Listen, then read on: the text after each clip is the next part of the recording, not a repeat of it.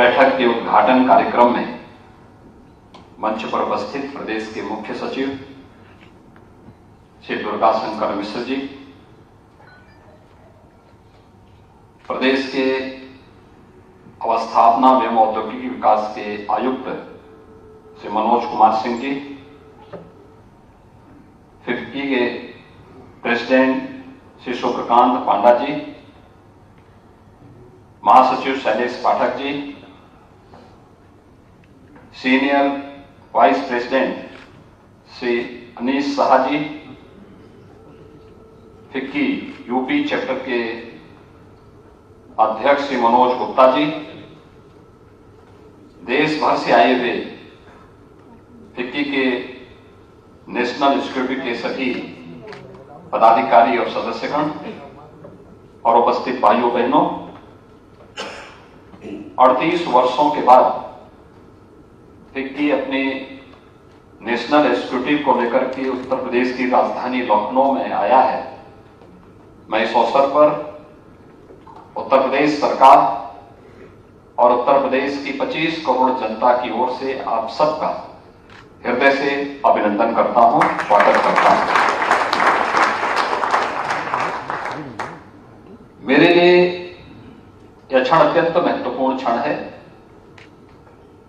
क्योंकि मुख्यमंत्री बनने के बाद मुझे उद्योग जगत से जुड़े हुए किसी एक कार्यक्रम में सबसे पहले जाने का अवसर मिला था, तो वह फिक्की के ही कार्यक्रम में मुझे लखनऊ में भाग लेने का अवसर प्राप्त हुआ था। और उस समय 2017 में हमारी सरकार नई बनी थी। स्वाभाविक रूप से फिक्की की भी इतनी बड़ी संख्या में उपस्थिति तो नहीं थी, लेकिन जो भी लोग थे उस समय मेरे सामने प्रश्न ये था कि उद्योग जगत से जुड़ी हुई जो हस्तियां यहां उत्तर प्रदेश में उस समय जो लोग आए थे उनके सामने कि मुझे इनके सामने बोलना क्या है, क्योंकि सरकार और उद्योग जगत में विश्वास का अभाव था। इसके कई कारण हैं।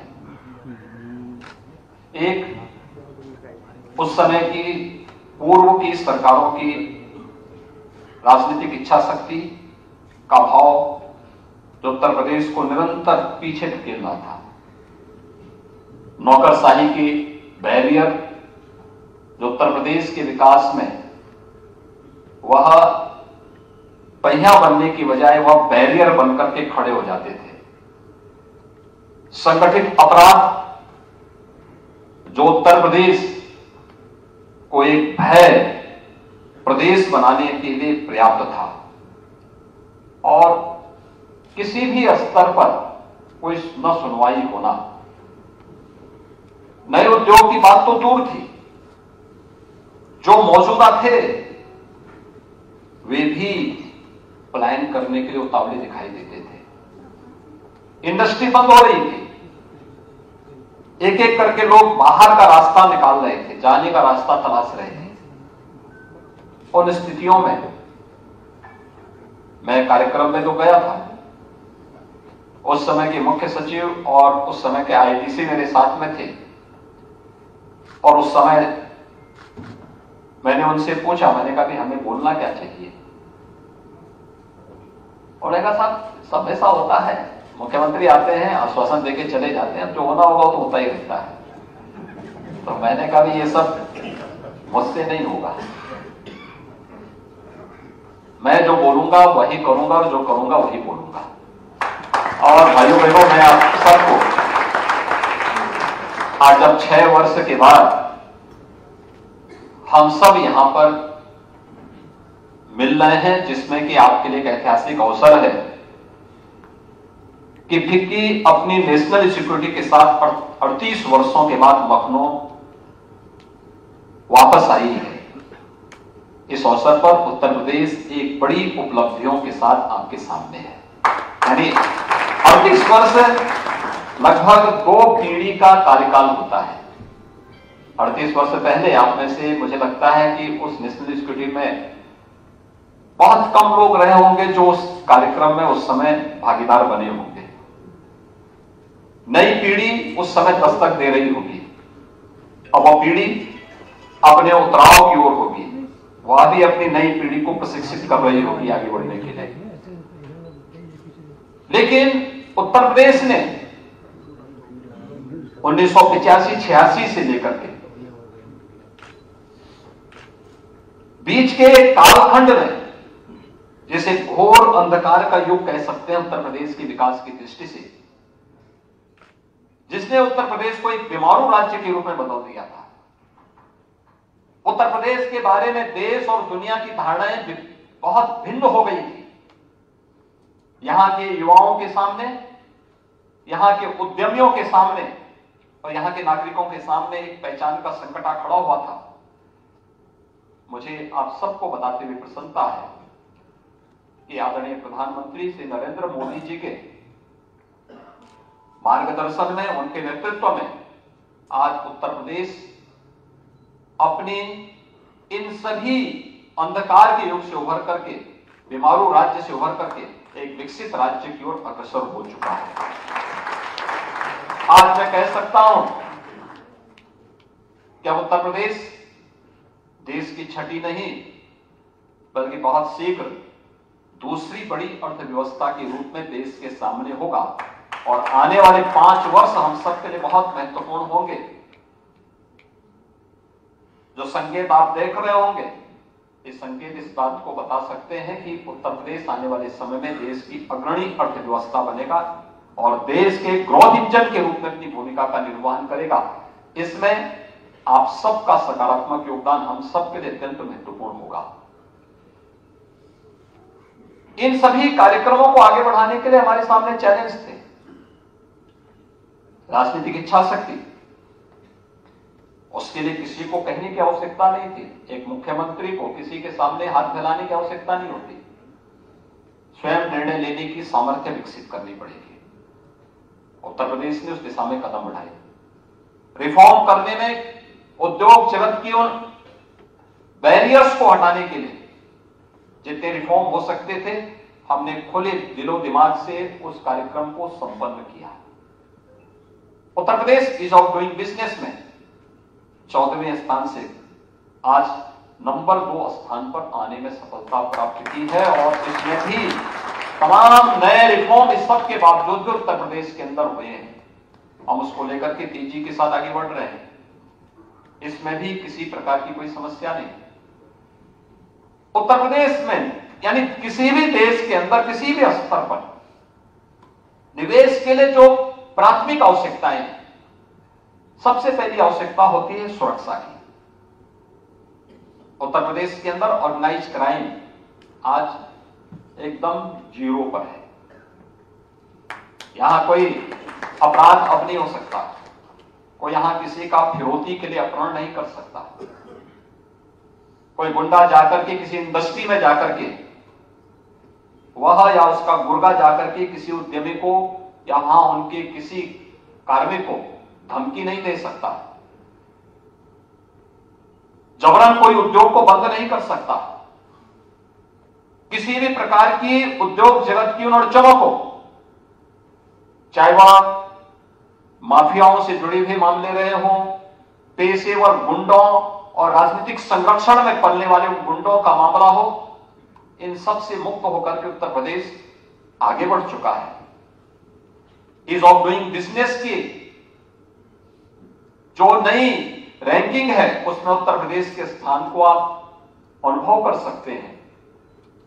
और अपने आप में उत्तर प्रदेश ने इस दौरान एंटी भू माफिया टास्क फोर्स गठित करके 64,000 हेक्टेयर लैंड को भू माफियाओं के कब्जों से मुक्त करवा करके अपने इंडस्ट्री के लिए एक लैंड बैंक बनाने का भी कार्य प्रारंभ किया है। तेजी के साथ आगे बढ़ता हुआ उत्तर प्रदेश आज आप सबके सामने है।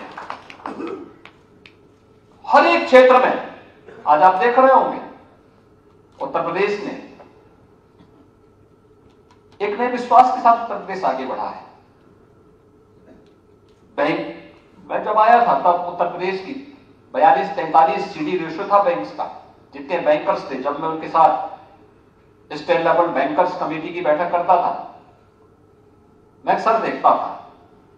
हम लोग जब भी उनसे चर्चा करते थे कि क्या है उत्तर प्रदेश की स्थिति, आज मुझे बताते हुए प्रसन्नता है कि लगभग 56% तक पहुंच चुका है और बहुत शीघ्र हम इसको 60% तक ले जाने की दिशा में कार्य कर रहे हैं। और वर्तमान में जो रिजर्व बैंक के डाटा आंकड़े आए हैं वे समझने के लिए पर्याप्त होंगे कि उत्तर प्रदेश आज किस दिशा में आगे बढ़ चुका है। ये चीजें दिखाती हैं एक सकारात्मक दिशा उत्तर प्रदेश के अंदर है।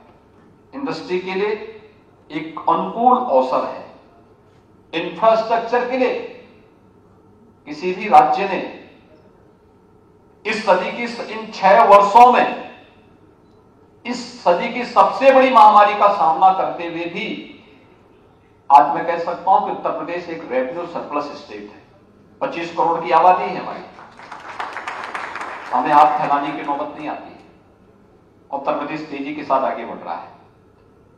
हमारे पास स्टेट के पास भी रेवेन्यू सरप्लस है और उत्तर प्रदेश अपने बड़े से बड़े इंफ्रास्ट्रक्चर के कार्यक्रम को तेजी के साथ आगे बढ़ा रहा है। उत्तर प्रदेश के अंदर हमारा जो पश्चिमी क्षेत्र था उनके पास अपना एक इंफ्रास्ट्रक्चर था, लेकिन पूर्वी उत्तर प्रदेश और बुंदेलखंड इन सब से वंचित था। आज पूर्वी उत्तर प्रदेश के अंदर आप जाइए, आपको पूर्वांचल एक्सप्रेसवे पूर्वी उत्तर प्रदेश के बीच से उसकी स्पाइनल कॉलम बनकर के पूरी मजबूती के साथ विकास की एक नई आहट को उस क्षेत्र के लिए आमंत्रित कर रहा है। इसमें विकसित हो रहे नए औद्योगिक क्लस्टर एक नई आभा के साथ उत्तर प्रदेश, नए उत्तर प्रदेश का दर्शन हम सबको कराते हैं। बुंदेलखंड एक्सप्रेसवे, कोई सोचता नहीं था बुंदेलखंड के बारे में। मुझे याद है 2017 में जब सरकार बनी थी, उससे पहले 2016 में बुंदेलखंड के लिए भारत सरकार को टैंकर से पानी भेजने पड़े थे। और भाइयों बहनों, आज मुझे बताते हुए प्रसन्नता है कि बुंदेलखंड के हर घर में हमने नल से पानी पहुंचा दिया है। हर घर में बुंदेलखंड के अंदर बुंदेलखंड एक्सप्रेसवे बिछा दी गई है और बुंदेलखंड के अंदर डिफेंस मैन्युफैक्चरिंग कॉरिडोर का भी 2 महत्वपूर्ण नोड स्थापित हो रहे हैं, एक झांसी में और एक चित्रकूट में। मुझे याद है जब मैं पहले विजिट में झांसी गया था तो उस समय लोगों ने मुझसे मांग की थी कि क्या हमें पानी पीने के लिए मिलेगा। आप कल्पना कर सकते हैं कि देश 1947 में आजाद हुआ था, मैं मुख्यमंत्री 2017 में बना। इन 70 वर्षों में प्रदेश क्या कर रहा था। और तो मैंने कहा भी जितना पैसा लगेगा लेकिन हम लोग यहां के लोगों को पानी जो अवश्य उपलब्ध कराएंगे, शुद्ध पेयजल उपलब्ध करवाएंगे। और आज मुझे प्रसन्नता है ये बताते हुए कि हर घर नल की योजना बुंदेलखंड के लिए हमारी सफलतापूर्वक आगे बढ़ चुकी है। हर घर तक पाइप पेयजल की स्कीम हम लोग पहुंचा चुके हैं।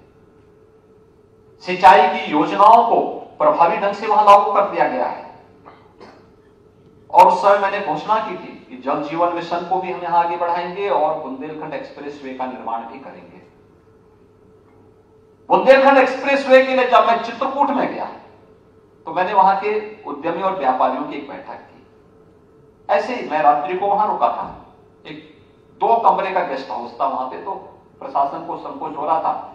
उन्होंने कहा, मैंने कहा मैं तो कहीं भी रुक जाऊंगा, मेरे लिए तो एक तख्ता चाहिए, हम उसी में ले जाएंगे, लेकिन कोई समस्या नहीं।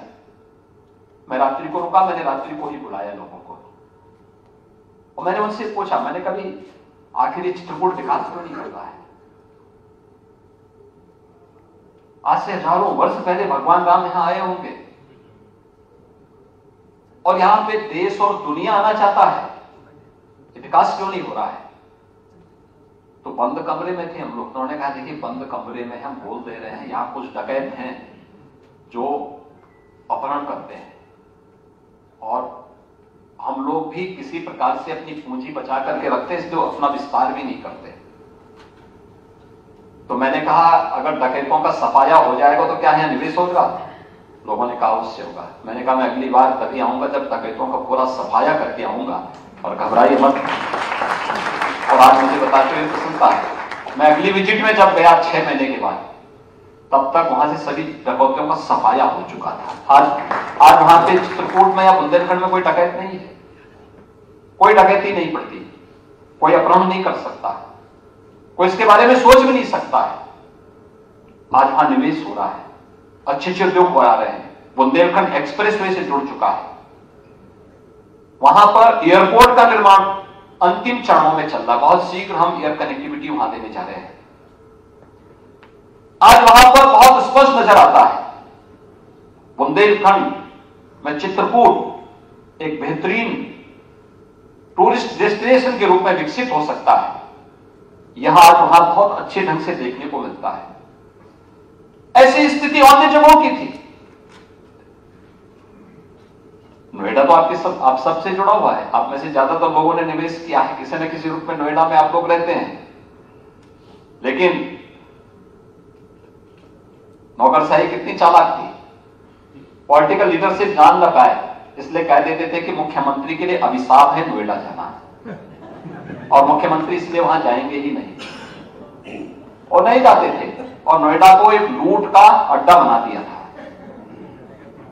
हजारों करोड़ रुपए के घोटाले वहां थे। जिस नोएडा को उत्तर प्रदेश का चेहरा बनना चाहिए था, देश के डेवलपमेंट का ग्रोथ इंजन के रूप में अग्रणी भूमिका निभानी चाहिए थी, और नोएडा दम तोड़ रहा था। इंडस्ट्री भी परेशान थी, वहां का नागरिक जो बच चुका था वह भी परेशान था। तो सबसे पहले मैंने तय किया कि वहां जाऊंगा। लोगों ने कहा अरे साहब आपको मालूम है कि मुख्यमंत्री जब वहां जाता है तो हट जाता है। तो मैंने कहा ये कुर्सी में क्या जीवन भर के लिए आए हैं क्या? जो कल जानी हो आज चली जाए अच्छी बात है, लेकिन मैं जाऊंगा जरूर, वहां बातचीत करूंगा, इंडस्ट्री से भी बातचीत करूंगा, बिल्डर बायर से भी बातचीत करूंगा, कॉमन मैन से भी मिलूंगा, और वहां की समस्या का समाधान भी करूंगा।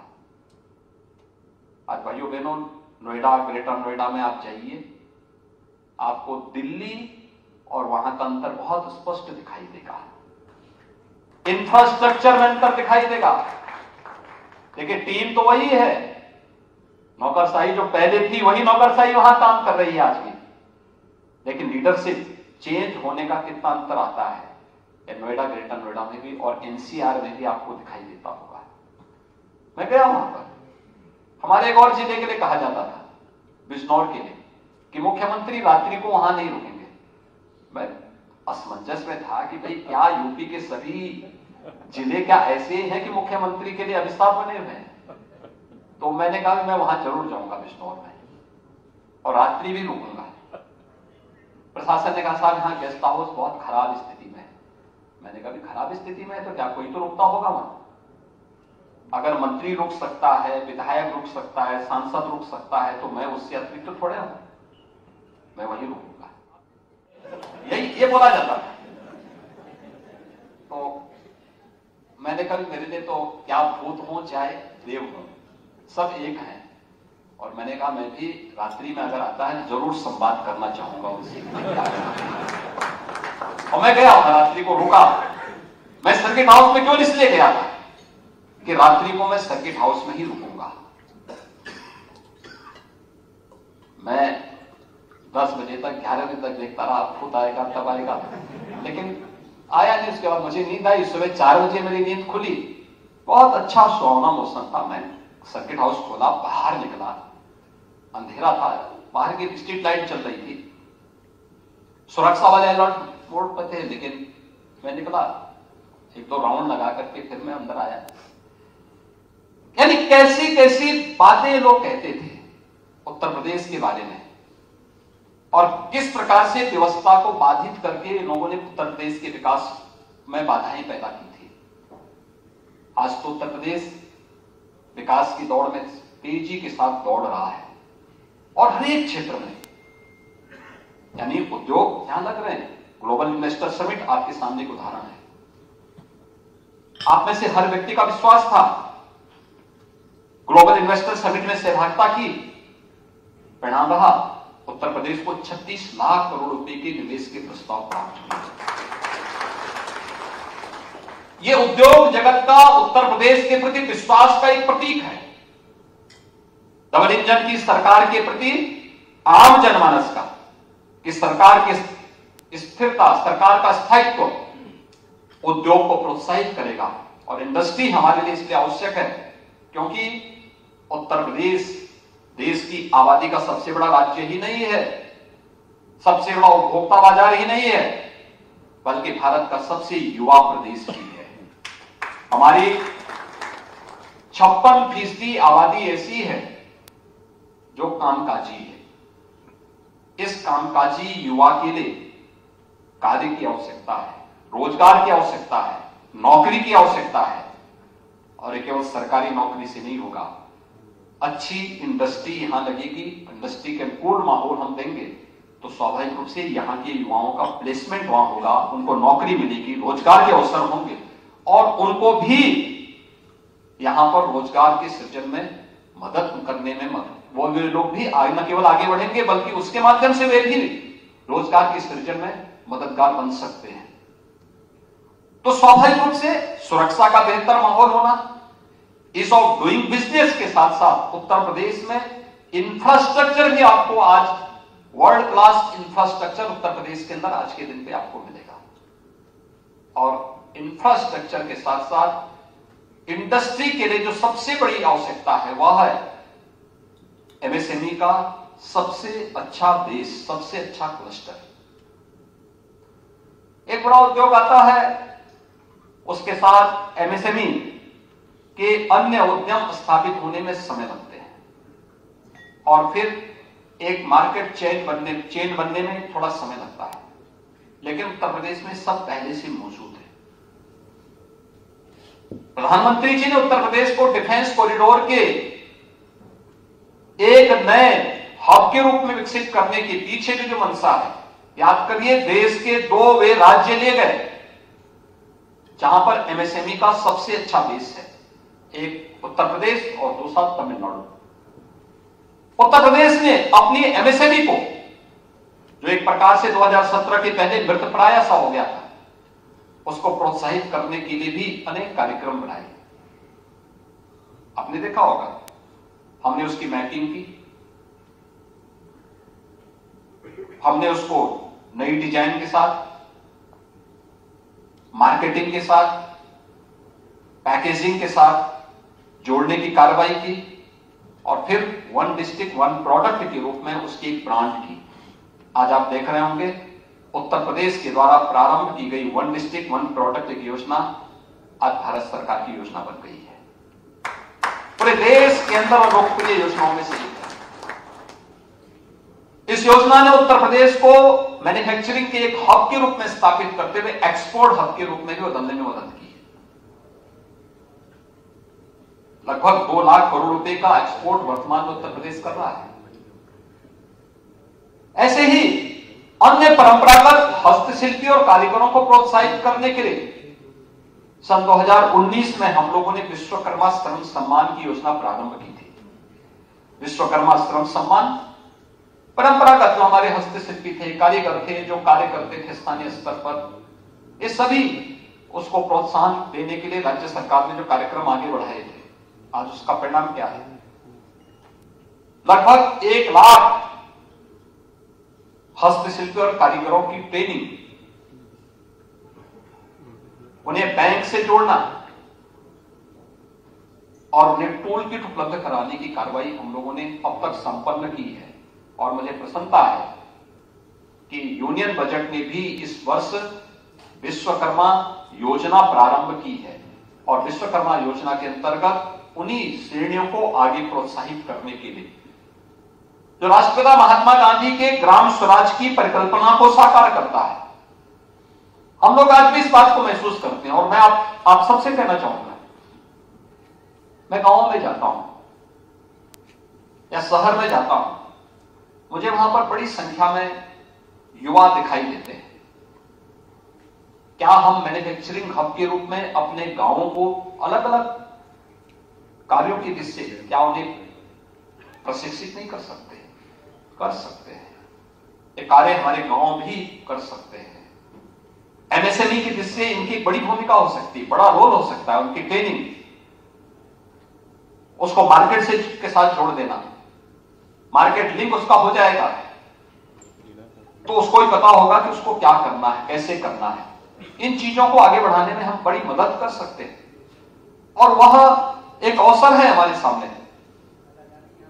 आज आप जाइए, देखिए, आप यूरोप में जाइए, रेडीमेड गारमेंट्स में आपको बांग्लादेश नजर आता है, वियतनाम नजर आता है, फिर चीन नजर आता है। हमारी 140 करोड़ की आबादी में भारत कहां है? उत्तर प्रदेश 25 करोड़ की आबादी में आधी आबादी और हमारे युवाओं का, मैंने कहा पहले का 56% आबादी हमारी युवा है। उस 56% युवा के लिए क्या हम रेडीमेड गारमेंट्स का या फ्लैटेड फैक्ट्री का जो मॉडल आज दिया गया है, इसको आगे बढ़ाने में या गांव को ही मैन्युफैक्चरिंग के एक नए हब के रूप में विकसित करने में क्या हम लोग कुछ अपने स्तर पर भी मदद कर सकते हैं? कुछ नया मॉडल हम दे सकते हैं? हो सकता है, इसमें बहुत कुछ हो सकता है। प्रयास किए जाने की आवश्यकता है। विश्वकर्मा योजना या विश्वकर्मा श्रम सम्मान जैसी योजनाएं उसमें मददगार होंगी, राज्य सरकार भी इसमें देगी। या पीएम इंटर्नशिप की स्कीम या सीएम इंटर्नशिप स्कीम के अंतर्गत हर शिक्षित बेरोजगार को, यानी जो हमारा छात्र है विश्वविद्यालयों में, महाविद्यालयों में अध्ययन कर रहा है, इसी दौरान उसकी इंटर्नशिप की योजना किसी भी सरकारी या निजी क्षेत्र के कार्यालय में, उनकी इंडस्ट्री में या इंस्टीट्यूशन को इंडस्ट्री के साथ जोड़ करके उनकी इंटर्नशिप की स्कीम के साथ जोड़ना। आपको एक तो सस्ता मैन पावर मिलेगा, जितना मानदेय आप देंगे उसमें से आधा आप दीजिए, आधा गवर्नमेंट उसमें मदद करेगी। 1 वर्ष का उनका इंटर्नशिप होगा, 1 वर्ष के कार्यक्रम का एक सर्टिफिकेट देकर के आप उसको भेजेंगे। आपका उसको के प्रति एक सकारात्मक रुख रहेगा और व्यक्ति जब भी अपने जीवन में आगे कहीं भी कोई प्रोग्रेस करेगा तो याद रखना, आपकी और आपकी इंडस्ट्री के प्रति उसका सकारात्मक रुख होगा, बहुत सकारात्मक रुख होगा। उस सकारात्मक रुख के लिए आपकी इंडस्ट्री को और आपको वो जानेगा कि देखिए मैंने अपना इंटर्नशिप फलानी इंडस्ट्री से किया था, और फिर वह आपके लिए जीवन भर मददगार बनेगा। स्कीम शासन की, आपको केवल उसके साथ जुड़ना है। इस कार्यक्रम को आगे बढ़ाने में आपको भी बहुत मदद मिल सकती है। इस कार्यक्रम को हम तेजी के साथ आगे बढ़ा रहे हैं। इस वर्ष हमने सीएम इंटर्नशिप स्कीम में 7 लाख युवाओं को जोड़ने का एक लक्ष्य रखा, 7.5 लाख युवाओं को जोड़ने का एक लक्ष्य रखा है। प्रदेश के युवाओं के लिए उत्तर प्रदेश ने वर्तमान में अन्य तमाम कार्यक्रम किए। हम 2 करोड़ युवाओं को तकनीकी दृष्टि से सक्षम बनाने के लिए टैबलेट और स्मार्टफोन दे रहे हैं। अब तक 20 लाख युवाओं तक हम पहुंचा चुके हैं। इस वर्ष 25 लाख युवाओं को हम लोग इस वित्तीय वर्ष में उपलब्ध कराने जा रहे हैं। इंडस्ट्री को इन शिक्षित नौजवानों की सेवाएं लेनी चाहिए, क्या आपके लिए बहुत उपयोगी हो सकते हैं। इंडस्ट्री के कार्यक्रम को आगे बढ़ा सकते हैं। और मैंने देखा है अक्सर कि हम लोग ने, जैसे इस समय हमारी 2 स्कीम चल रही है सीएम फेलोशिप की। एक इंडस्ट्री के लिए हम लोगों ने 100 यूथ को अलग अलग इंडस्ट्री के साथ जोड़ा है, जो आपकी किसी भी समस्या का समाधान स्वयं करने में सक्षम है। वे आपके साथ मिलकर के राज्य सरकार की इस ऑफ डूइंग बिजनेस के कार्यक्रम को या प्रदेश सरकार के निवेश मित्र पोर्टल के कार्यक्रम को सफलतापूर्वक क्रियान्वयन करने में मददगार करेंगे। और दूसरा है, प्रदेश के अंदर 100 यूथ को हम लोगों ने 100 एस्पिरेशनल विकास खंड के लिए तैनात किया है, जो वे उस विकास खंड के अंदर जाकर के वहां के डेवलपमेंट में अपना योगदान दे रहे हैं। मैंने इस बात के लिए कहा है कि ये यूथ जब 3 वर्ष का अपना इंटर्नशिप का, फेलोशिप का पूरा कार्यक्रम संपन्न करेंगे तो 3 वर्ष के बाद इनको सरकारी नौकरी में एज में हम रिलैक्सेशन देंगे और सरकारी नौकरी में भी इनके लिए वेटेज उपलब्ध करवाएंगे, जिससे इनका समायोजन हो सकता, क्योंकि वो ट्रेंड यूथ होंगे। उनके लिए हम लोगों ने लक्ष्य रखा, वे अपनी थीसिस भी इस दौरान लिखें, अपना शोध पत्र भी इस दौरान लिखें, क्या चैलेंजेस हैं इस फील्ड में, क्यों ये विकास खंड पिछड़ गया था, क्यों हमारा ईज ऑफ डूइंग बिजनेस पहले पिछड़ा था, कौन से कारण थे जिसमें आपने तेजी की और ये आगे बढ़ता हुआ दिखाई दिया है। ये बहुत सारे कारण हैं जिसमें इंडस्ट्री मददगार हो सकती है और युवाओं को आगे बढ़ने के लिए एक मंच उपलब्ध करा सकता है, एक प्लेटफॉर्म उपलब्ध करवा सकता है। उत्तर प्रदेश ने पिछले 6 वर्ष के अंदर आपने देखा होगा इंफ्रास्ट्रक्चर में जो जोरदार प्रगति की है। गंगा एक्सप्रेसवे दिल्ली के कोने से यानी मेरठ और गाजियाबाद के बीच से प्रयागराज तक जुड़ रही है। अगर आज के दिन पे कोई मेरठ से मौजूदा व्यवस्था में आना चाहेगा प्रयागराज के लिए तो उसको कम से कम 16-17 घंटे लगेंगे, लेकिन गंगा एक्सप्रेसवे बनने के बाद ये दूरी मात्र 6 घंटे में पूरी की जा सकती है मेरठ से प्रयागराज में। इसके साथ ही हम इसके साथ औद्योगिक क्लस्टर भी अलग अलग स्थानों पर विकसित करने जा रहे हैं। उत्तर प्रदेश ने अपने इस वर्ष के बजट में 2 औद्योगिक परिक्षेत्र विकसित करने की व्यवस्था की है, एक बुंदेलखंड में, एक पूर्वी उत्तर प्रदेश में। बुंदेलखंड में नोएडा, ग्रेटर नोएडा जी की तर्ज पर झांसी और कानपुर के बीच में बुंदेलखंड एक्सप्रेसवे और कानपुर झांसी नेशनल हाईवे के साथ जुड़ करके वहां पर लगभग 38,000 हेक्टेयर लैंड में हम एक नया औद्योगिक परिक्षेत्र का विकास करने जा रहे हैं और ये मुझे लगता है कि एक नया केंद्र होगा जो नोएडा की तर्ज पर विकसित होकर के उत्तर प्रदेश में निवेश के एक बेहतरीन गंतव्य के रूप में उत्तर प्रदेश को आगे बढ़ाने में मदद करेगी, क्योंकि वहां पर हम लोग एक एयरपोर्ट भी देने जा रहे हैं, यानी उसकी बेहतर कनेक्टिविटी, रोड कनेक्टिविटी तो है ही, एक्सप्रेस हाईवे के साथ जुड़ी हुई है। दिल्ली आगरा, आगरा लखनऊ एक्सप्रेसवे के साथ ही वह बुंदेलखंड एक्सप्रेसवे के साथ जुड़ा हुआ है। दूसरा कानपुर और झांसी के बीच में पड़ेगा, पर्याप्त मात्रा में लैंड हमारे पास वहां पर। और दूसरा हम विकसित करने जा रहे हैं गोरखपुर और गोरखपुर में।